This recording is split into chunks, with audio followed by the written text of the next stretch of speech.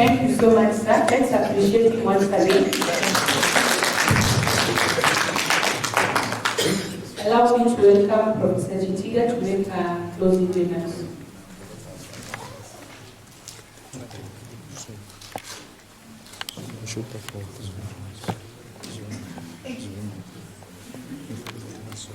Thank you very much, Jessica.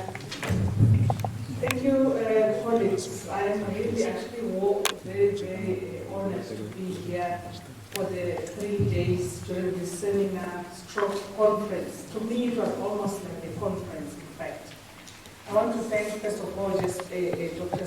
Scott and Dr. Patrick for this tripartite arrangement that, to use your words, I appreciate it very much from the SPMA's point of view. We would like to continue with these arrangements, and we're, as I say, honored to be meeting with all of you from different countries. I'm also very pleased that I finally found my voice. I'm sorry that I could not talk to you on the first day, but here we are. I've enjoyed these 3 days. The participation of the different people, the candidness, the openness and the honesty of discussions that we've had here is something that we don't normally meet when we go to conferences, where a person presents, then they go. A few questions are asked and then they go. But here we talked about problems and issues in our different countries, and we were not shy to mention the areas where we need assistance, where we see that improvement can be made. So I'm impressed, and I would really commend all of you, and again, as I say, the organizers of this seminar, to continue with this good work. So when I think back, and I just want now to summarize, what message do I take out of this? I take a few messages or recommendations, perhaps, in terms of these kinds of seminars going forward. The first is that I think, as far as we can, and I know this is very difficult, we need to bring in politicians into these seminars. They're the decision makers, right? They're the ones who we're complaining about. We know the procedures, we know what is good, we know all the policies, we even know sometimes how to implement them, but we are prevented to do what we need to do by interference from politicians. So why don't we invite them as well to these kinds of seminars? That's my one recommendation, or my one take-home message. Together with politicians, perhaps those highest level of bureaucrats, the DDGs, the DGs, and so on, must also be part of these decisions and discussions so that we can understand from their point of view what are the constraints, what is preventing us in our African countries to do what we all know to be best.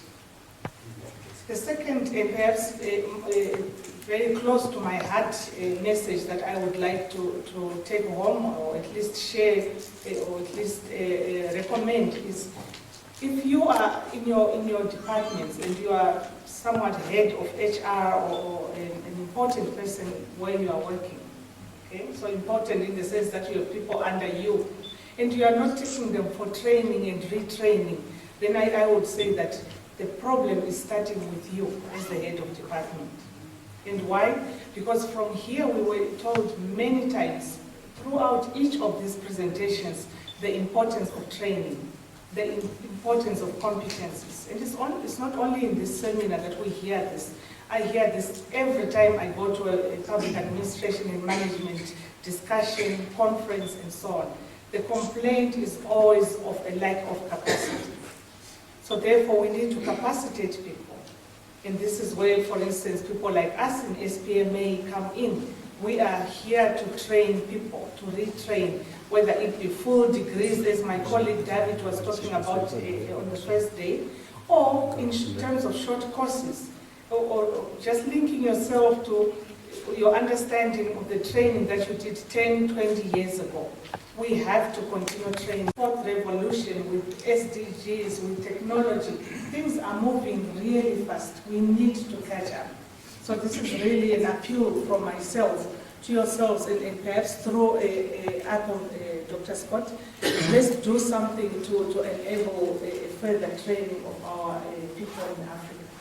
If I look back and I look at so-called best practice countries, I look at, for instance, Japan, Singapore, all the countries that you are aware of, training is one of their biggest expenditure. Training public servants, retraining them, taking them to other places to understand and learn what is happening, bringing them together with even civil society and training them together so that they sing, as someone had said, from the same hymn book.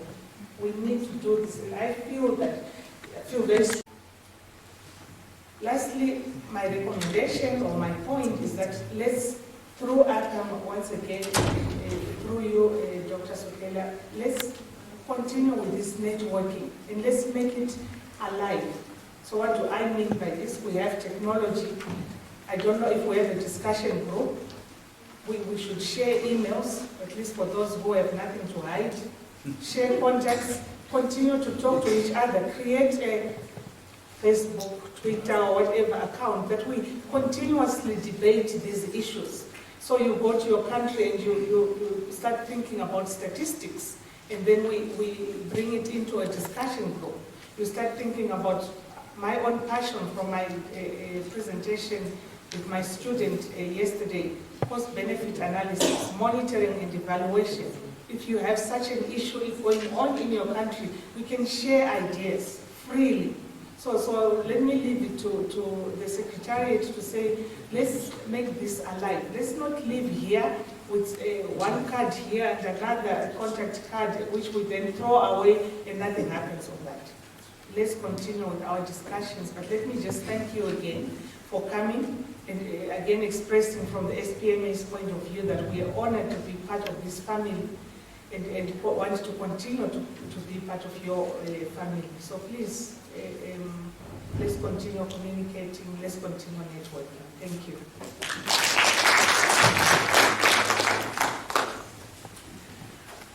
Thank you so much, Professor Chitiga.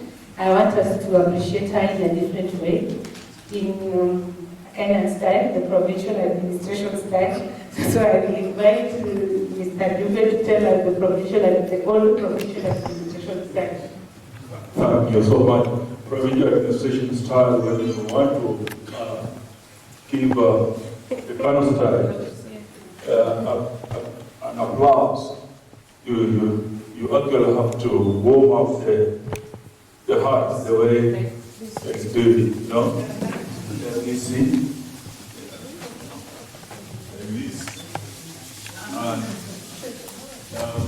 When you have done that, you wait and hear me.